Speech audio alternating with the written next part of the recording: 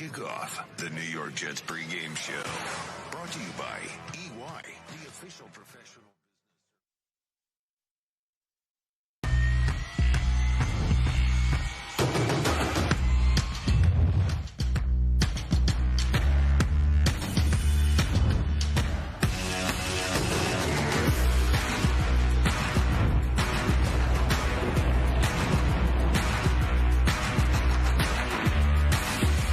Welcome to week 4 of New York Jets football. And after 9 days, the 2-1 Jets back at a rainy MetLife Stadium, hosting a 1-2 Broncos team that's riding on their high horse after taking down the Buccaneers in Tampa Bay last week for their first win of the season. There's Sauce Gardner making his way into the stadium. You're watching Pregame Central presented by USVI. Quincy Anunwa, Eric Allen, Ethan Greenberg. It wouldn't be a tailgate zone without our guy over there, Nick Mangold.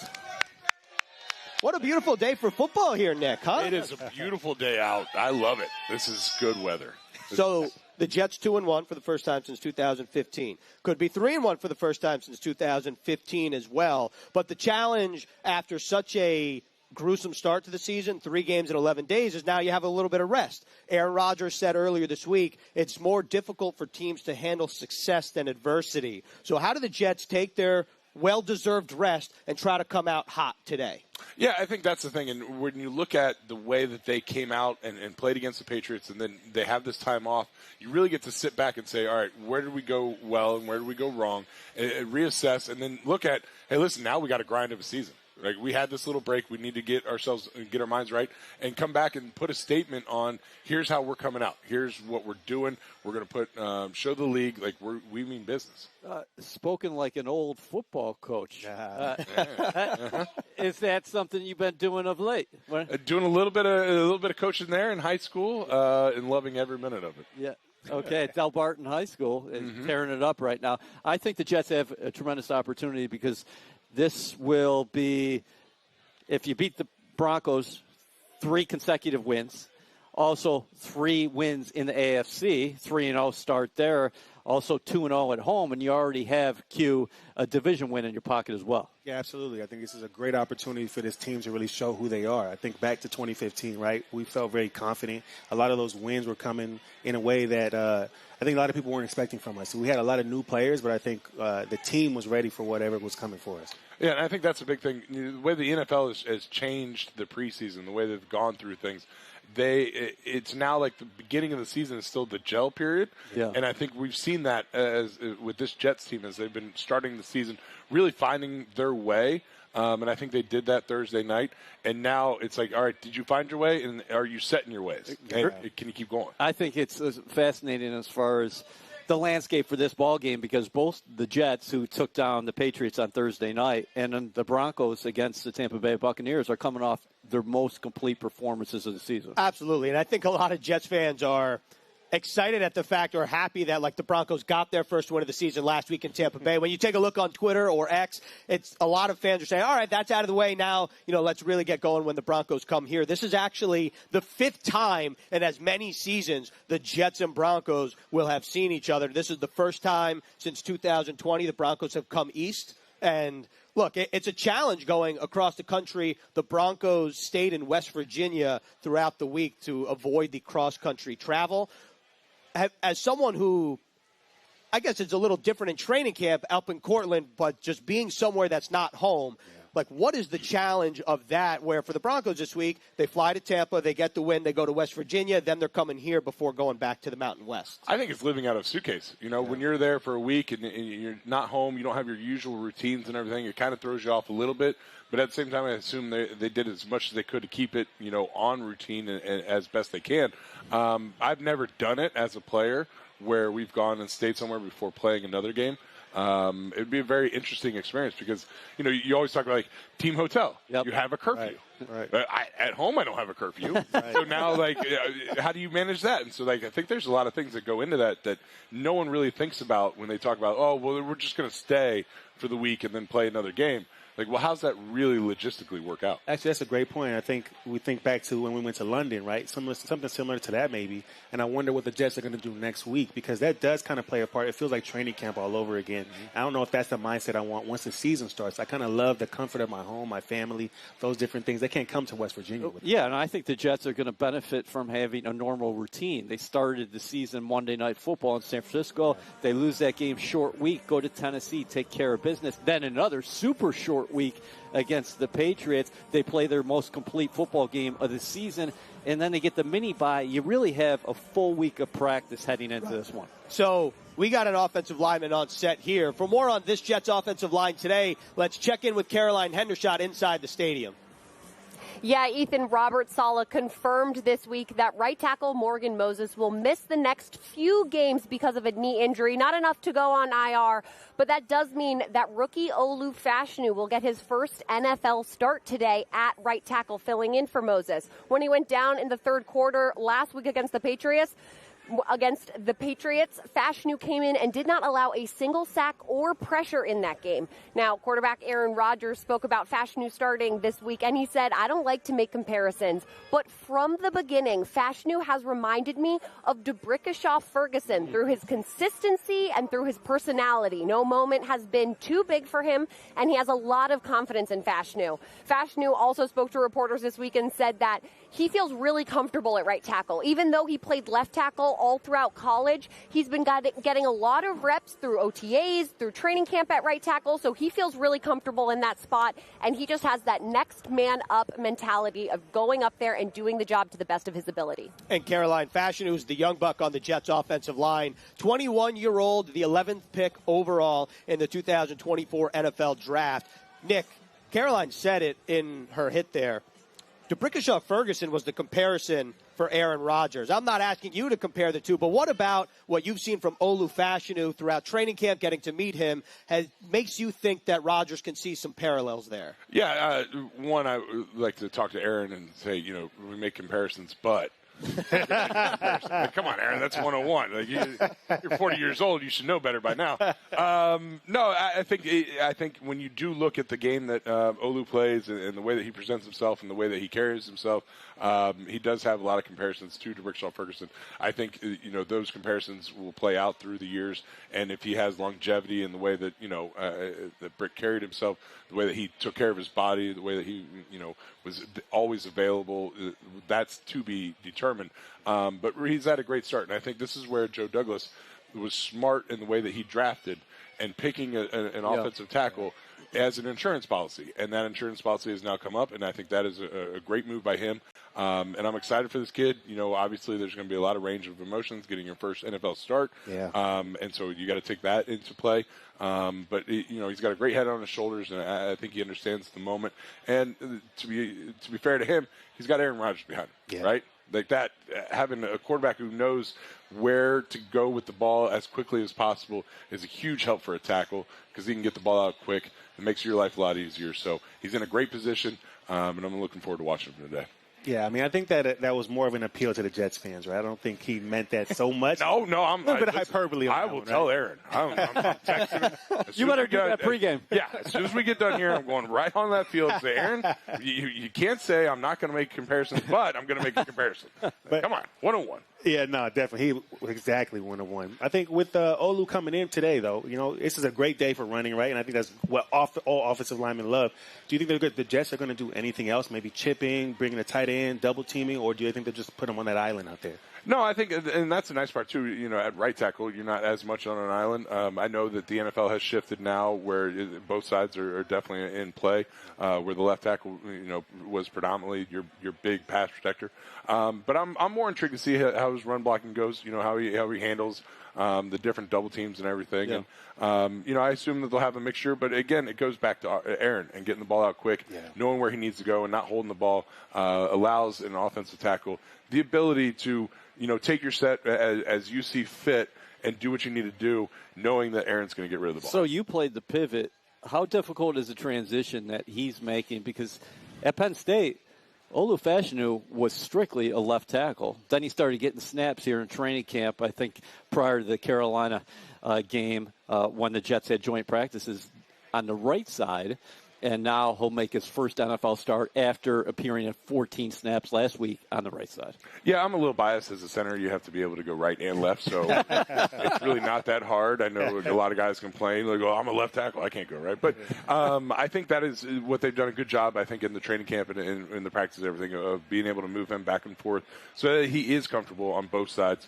And can be able to plug in, which was, the reason he was drafted is to be a mainstay tackle for this team, whether left or right. And I think they've worked him in from the moment he was drafted at both positions to figure out, his ability to be available at both sides. I think the challenge for Olu, and I'm curious on this from your perspective. Well, first, his number one job is to protect that guy that we're taking a look at right now, Aaron Rodgers. But the Broncos like to blitz a lot. They blitz the most in the NFL, 50% flat. And Aaron Rodgers was very good against the blitz in Week 3. He went 8 of 11 for 91 yards and 2 passing touchdowns, 0 interceptions. But as a rookie, what are the challenges that Olu Fashanu will see in a couple hours in terms of handling pressure?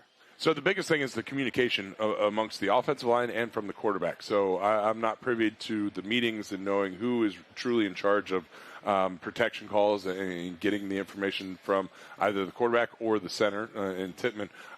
But knowing exactly who they're pointing, who they're going to, how they're working out, their different rules and everything. And so being on top of that. And so I think when you come into a blitz-heavy team, you need to be, at your best of knowing, all right, this is where the center's going. I got the next guy plus, or I got the next guy minus. And knowing all that and being able to pass off the games, it's definitely going to be an added bit of frustration, I think, for him as a rookie in his first start. I think the Broncos are blitzing 50% of the time. Yeah. They faced a guy in Baker Mayfield last week that gets 7 sacks. This is a totally different animal when you're facing Aaron Rodgers. From an offensive lineman's perspective, what do you think it's like blocking for Rodgers? Because he's going to take that play clock down to the final instasecond. Yeah, so I think that's the biggest thing that you see from Aaron, and you see it from a lot of the experienced veteran quarterbacks who really study the game and really know what they're doing. They almost welcome the blitz because it tells them exactly what they're doing. So if they can pre-snap read it and say, all right, these two guys are coming, I know exactly where I want to go with the ball, when to get it out, and where it's going, that is huge. And so I think it's almost like the veteran guys are like, yeah, please, go ahead, blitz. I would love you to, because I now know I got Quincy on the outside right here running this hook that I can hit, 100 out of 100.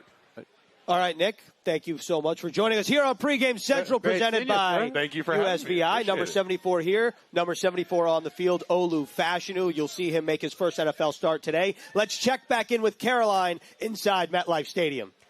Thanks, Ethan. I got Brian Baldinger, our good friend from NFL Network, joining me outside in the rain. I promise I offered him my umbrella. He turned it down. Rain doesn't bother Baldy. I'm not made of sugar. I'm okay. I'm not melting. Okay, so Baldy, last week the Broncos get their first win against the Tampa Bay Buccaneers. What did you like about Bo Nix and his performance? I just talked to Jeff Ulbrich just not long ago, and we were kind of reviewing what we saw last week against Tampa. One, he got the ball to his wide receivers. From the very first play, he got the ball to Cortland Sutton, and they had struggled to do that the first 2 games. So against good coverage, he made some good throw to Josh Reynolds, to Cortland Sutton. And then the second thing was he ran. He ran 9 times, but 6 of his runs went for first downs or a touchdown. So he really, and he's good at it. He was good at it at Oregon. He's good at the read option. He's a good scrambler. And so I thought those 2 things really helped the offense. How hard is it for the Jets defense to defend someone like Bo Nix, who is as mobile as he is, and kind of those designed runs for him? Well, you got the design runs, and that's assignment football. And then you have the scrambles, which is basically, okay, you got to keep your eyes on him. Whether you're in zone or whether you're man, you got to have somebody account for him, especially on third downs, Carolyn. Yep. And so I think, you got to have that game plan where, okay, if you want to run read option, that's just assignment football. Somebody has got to dive, somebody's got the quarterback, somebody's got the pitch. And you just got to be very disciplined about it. Now, Cortland Sutton, what can we expect to see from him? Will he be that main target for Bo Nix, you think? Well, Josh Reynolds has been the number 1 receiver for him, but last week, Cortland Sutton broke out. What we know about Cortland, we have seen him, the Jets have seen him 2 years in a row, is he's a big guy. He's got length, and he's a very good athlete. He can stay on his feet. He tracks the deep ball well. That's the guy that they want to feed. They want to get the ball to. And so you got to account for him. I mean, whether you're in man or whether you're in zone, you got to watch where Cortland's at. All right, we're going to touch more on the Jets defense when we come back with Baldy, but Ethan, I'm going to throw it back to you. Awesome, Caroline. Thank you, Baldy. Look, Jets-Broncos is around the corner, but you got to get ready for a couple weeks as well before we get to this guy, Vinny Testaverde, on stage. You got to get ready for a classic showdown presented by HubSpot as the Jets take on their division rivals, Josh Allen and the Buffalo Bills, October 14th under the lights. You can lock in your seats now. Limited single-game tickets available at nyjets.com. Also, the Jets are introducing Jets Uncorked, a premium Cabernet wine, the ultimate collector's item for every fan. You can elevate your tailgate with the perfect edition at nyjets.com/wine. Bleed green, drink red. Okay, you're watching Pregame Central presented by USVI. Ethan Greenberg, Eric Allen, Quincy Anunwa. The crowd's getting into it because we have a very special guest. Vinny Testaverde joins us on set. Thank you. Oh, yeah. Yeah. So, Vinny, Jets-Broncos in a couple hours. Aaron Rodgers, 40 years old now. What do you make of the way that he's performed here early in the 2024 season? You have to really like the way he's progressed from week one to today. He's coming off a tough injury. I've experienced that same injury. I know it takes some time. He hasn't really played live football in over probably almost 2 years, right? But you can see his progression. He's moving around well. He's got a lot of mobility, especially last week. He made some great plays coming out of the pocket, keeping the play alive. I like what I see from Aaron Rodgers right now. He's doing a great job. Vinny, we're watching him right now during warm-ups, Jets-Broncos. Today, week 4 at MetLife Stadium. What's it like for a quarterback to deal with the elements? Right now, the rain is coming down, and it's been pretty steady here throughout the morning. It could be tough if you're not really used to the weather, but, he played in Green Bay for a lot of years. He had some tough weather there, so he knows how to deal with the conditions. And I'm sure the guy from Denver does too, because they have some tough conditions as well. But, Aaron is a seasoned veteran. He seems like he's getting back to peak form, so I expect him and the Jets to have a great day today. Do you have to do anything different with the slick ball? No. I mean, the only thing you can really do different is practice throwing some wet footballs, things like that. But you don't change your grip. You don't lower your arm angle or anything like that. You just go play football and not worry about the conditions, especially when you're used to some tough conditions. Yeah, so last week we got to see the wealth of riches that Aaron Rodgers has at receiver, tight end, running back, right? He was spreading the ball around. You had some great receivers while you were playing. Can you just kind of talk about that challenge of making everybody happy? Yeah, well, specifically with Aaron, when you have a bunch of talented guys, you try to keep them all happy. Right. Now, some games, one guy's going to get the ball more than others, and that week that other guy that's not getting the ball so much might, not be too happy with you, but other games you'll make up for it. So, but it's important to understand that it's a team game. The bottom line, the goal is to win, no matter who catches, who doesn't catch any, who's getting the ball. So, Aaron's again a seasoned vet. He knows how to deal with the personalities and make sure everybody's happy. So, Aaron Rodgers, I found this fascinating. His 2-yard touchdown pass to Garrett Wilson last week was. Wilson became the first-round wide receiver to catch a touchdown from the future Hall of Fame quarterback in Aaron Rodgers. Only 2 first-round picks have caught touchdowns from A-Rod. That's Mercedes Lewis, who's still in the league, which is incredible, and now Garrett Wilson. Quincy was talking about the wealth of riches and distributing the football. Teams are now covering Garrett Wilson a little bit differently than maybe the prior 2 seasons. So as a quarterback, what is the challenge behind closed doors of scheming things to try to get your number one target open? Yeah, well, if you feel like your number one guy is going to get doubled on every play and you're going to have a hard time getting him the ball, you certainly want to go through the game plan during the week and try and move him, whether it's motioning across the formation, putting him in the slot, coming out of the backfield, whatever it is you have to do to get him the ball, you have to come up with that kind of scheme. So I expect to see more of that as the year goes on. Hopefully we have some other guys that can continue to play well, so maybe the other guys get doubled a little bit and take some pressure off of, Wilson. So we'll see how that unfolds throughout the year. Vinny, when you see that Broncos helmet Do you think of 98? All the time, yeah. It's the one that got away, saying that's the one for us. Back in '98, we went out to Denver and we had a great first half, but as we all know, it takes 4 quarters, sometimes more, to come out on top. But unfortunately, we didn't that day, and then hopefully we'll get back there this year, get to the big game. Yeah, that certainly was a magical season in '98. From your perspective, what clicked as you started progressing throughout that? Because the Jets in 2024 want to have a similar type season. Right. Yeah, we just, put our nose, to the playbook and really focused in on the details of each week, how to beat that specific team, not worried about so much what was going on in our division or in the AFC. We just focused one game at a time. Before you know it, these wins start stacking up, and then it's December, and now it's really, go time. The playoffs are in sight, and everybody's getting in position for seedings and that kind of thing. So right now they just need to take one game at a time, as they say. Look, EA was talking about it earlier, the progression of this team from week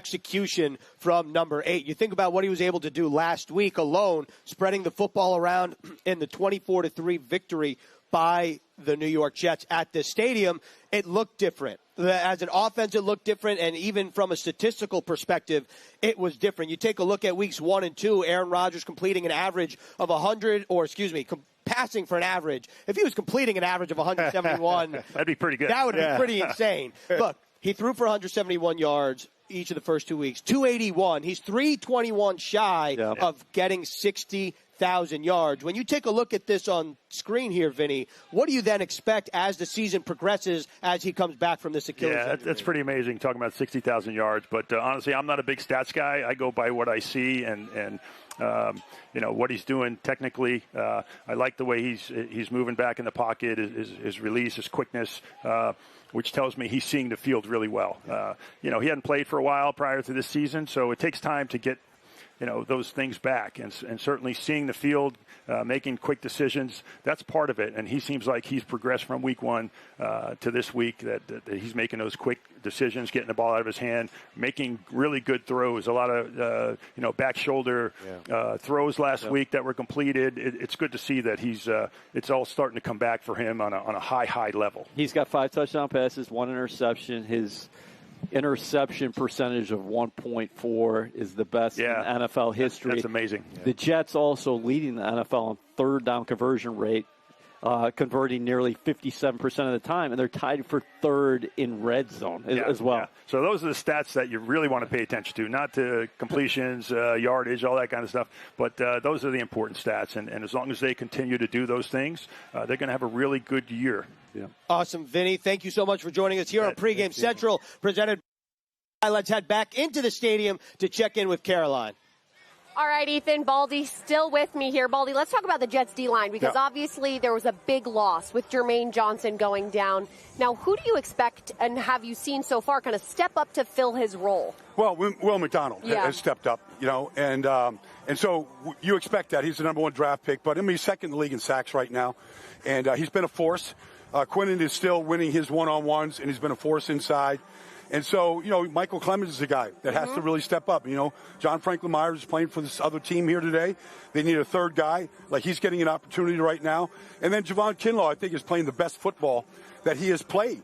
Honestly, you look at his 4 years in San Francisco, he's been a force so far. So they're getting their contributions from other guys right now, but you need some of these younger guys like Will to continue to keep playing at that level. What were they doing last week against the Patriots that made them so successful? They had those 7 sacks, the most that they've had so far in a game this season. Well, I thought Jeff Ulbrich, the defense coordinator, did a great job of mixing in some blitzes. They blitzed as much in that game last week as they have in any game since he's been the defensive coordinator. You saw Chuck Clark come on a safety blitz. And so they really gave you a lot of blitz looks. And then they either backed out or they came on some twist stunts. So I thought he did a great job of mixing in against an offense that had protected their quarterback pretty well up until that point. Yeah. I thought they really mixed in the blitz last week. Now, is there someone who you maybe want to highlight because they haven't been getting enough credit? Maybe it's like statistically they're not really showing those numbers, but still they're creating a lot of havoc on that line. Well, I think, anytime Sally Thomas is on the field, like he's a guy that's giving you max effort. So the way that they run their twist stunts, it could be a twist stunt with a blitz. It could be just a twist stunt. I think it's a mix of that. You're going to see a rookie really a first-year right tackle, Alex Pelcheski for Denver today, making his second NFL start. I would imagine you'll see a lot of Will McDonald in that matchup today. Awesome. Good things to look out for. Ethan, we're sending it back to you. Thanks so much for joining us, Baldy. Carolyn. Awesome, Caroline Baldy. Caroline, don't go far because we're getting your X Factor here in a couple seconds. Marty Lyons joins us on stage here on Pregame Central, presented by USVI. And Jets fans, you got to check in on Q104.3. It's your new game day broadcast home for the New York Jets. Whether you're at home, in the car, whether you're here tailgating, tune in to Q104.3 for exclusive Jets coverage, including live play-by-play action, expert analysis, and all game day excitement. You got to keep it locked in Q104.3, your new radio home of the green and white. Again, you're watching Pregame Central, presented by USVI. Marty Lyons joins us here on set. Marty, before we get to your analysis here, you got to sit back and listen to ours because we're going into our X Factors here on Pregame Central. And Caroline, we're going to start with yours inside MetLife Stadium. Into this, I was not thinking weather was going to be one of them, but I am going to give you two. Obviously, the rain is definitely an X factor, but more specifically, I think it's the Jets' O-line because they got to protect quarterback Aaron Rodgers. That's the biggest thing this week, right? Just keep him upright, give him a pocket, give him time to throw and kind of develop the play. Now, last week, the Denver Broncos got 7 sacks against the Tampa Bay Buccaneers. They're third in the league with sacks per pass attempt. So I think that's the key, is just limit that D-line. That's where they found a lot of their success in their first win. And if you do that, then everything else should take care of itself. Yeah, so with this one, I'm going to go. I think the obvious one is obviously, pressure on this quarterback. He's a young quarterback. You want to make it difficult for him. So with this, I'm not going to go with the D-line. I'm actually going to go with the DBs. And because when I watched the film last week, he was really attacking those DBs. He was making it easy for his receivers. And so even though it's a chance for these DBs to make a play, I think the biggest thing is Tampa Bay was a heavy blitz team. They blitzed him 40% of the time. So it's not as though he can't make plays against that blitz. So the DBs here have to make sure they come up big because it's going to be those opportunities for them. Give me Mike Williams. He had 3 catches against the New England Patriots last week. He's getting more up to speed, coming off the ACL injury. We saw Breece Hall progress last year. And, in fact, against the Denver Broncos, he had 177 yards rushing. I really like what Williams brings to the outside. Another thing, Greens, Pat Surtain, great player. He can't cover everybody on every single play. Pat Surtain allowed 6 receptions for 63 yards so far this season as the nearest defender in coverage in 2024. I'm going with the Jets edge rushers. Baldy and Caroline kind of talked about it. When you have a quarterback like Bo Nix, who, by the way, leads the Denver Broncos in rushing, the edge rushers really have to make sure that they do not allow him to be the leading rusher today. And with that being said, Marty, you heard all of our X factors. What are your thoughts and what pops to mind from what you just heard? Well, the first thing I think you got to do is protect the ball today. Yeah. You can't turn the ball over. You can't give the Denver Broncos an opportunity to think that they're in the game. I think you got to come out, do the same thing that you did on Thursday night against New England. Come out, get a lead. Yep. Force Bo Nix to throw the ball. He wants to run the ball. So if they're going to attack the edge like the 49ers did in week 1, you got to make sure that you take care of containment. You shut off the outside, force that running back, force Bo Nix to run it inside, and that's where all your defenders are. And every time you get a chance, as if he's a runner, to put a headgear on him, you got to put more than one headgear on him. You got to hit him multiple times and try to discourage him from running the ball. All right, so real quick, the inactives, we can go with them live now. So let's get some instant analysis here. We know about Morgan Moses. He's not going to play today. Carter Warren, Izzy Abanikanda, Braden McGregor, Leonard Taylor, Jarek Bernard-Converse. The big name again is C.J. Mosley, which means Jamie Sherwood will again start at the Mike linebacker spot. Sherwood's been great so far in his 2 or 1+ game as the starting Mike linebacker for the green and white. Marty, what have you seen that Sherwood provides this this defense, maybe not compared to what Mosley provides, but what's the drop-off, if any, that you've seen? Well, I don't think there is a drop-off. I think you're learning from one of the best middle linebackers that, in the NFL right now, in C.J. Mosley. C.J. is going to teach Sherwood how to prepare for each game, how to get ready, and now you have a young player. Not that C.J. is old, but he is younger than C.J. And I think once he gets in the huddle and he controls the huddle and he moves the players around, I think the biggest thing today for the defense is, show one type of defense, disguise it well, and then go to another one. Yeah. When you look at what Aaron did to the New England Patriots, there's not a defense out there that he can't read. And he just cut open the defense, completing 75% of his passes.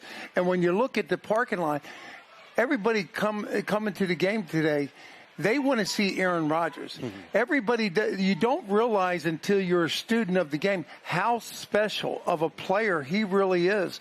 And I think that that's starting to show with how much fun this team is having, the unity, the locker room.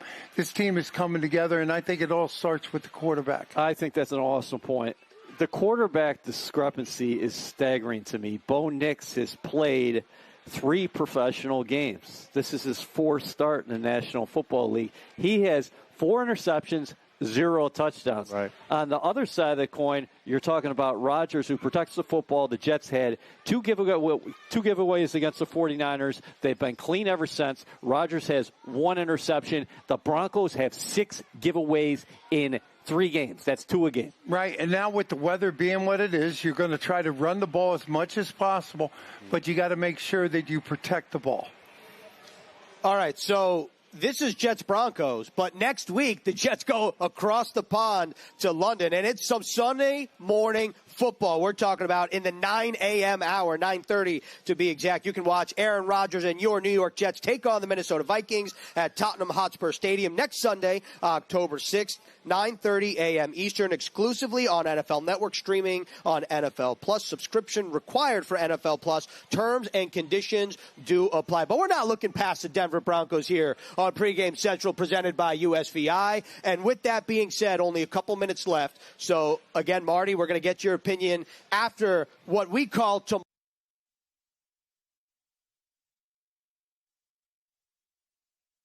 Quincy. So I'm going to go with Rodgers beats Broncos blitz, right? So this is a heavy blitz team. He played another heavy blitz team last week, and obviously he's such a smart student of the game. He understands what he's seeing. So this is an opportunity for him to, again, beat another team that's a heavy blitz team. I got killer bees sting the Broncos. I look at this game and I see the New York Jets coming at the Broncos with Breece Hall and Braylon Allen. And what a combination that has been early this season. Breece Hall, oh, by the way, is going for a touchdown in his 7th consecutive game against the Broncos last year. He went off, 170-plus yards rushing, and these guys provide such a great complement to each other. And for me, I'm going another pun, but Jets, Knicks, Broncos climb to 3-1, and that would be the first time since 2015 the Jets will be 3-1 or could be 3-1 in a couple hours here. It is just after 11:30, which means just under 90 minutes until kickoff. You are watching Pregame Central, presented by USVI. If you want full analysis, keep it here for Jets Overtime with these two guys. That's all we have, and we'll see you inside the stadium, and we'll see you next week in London.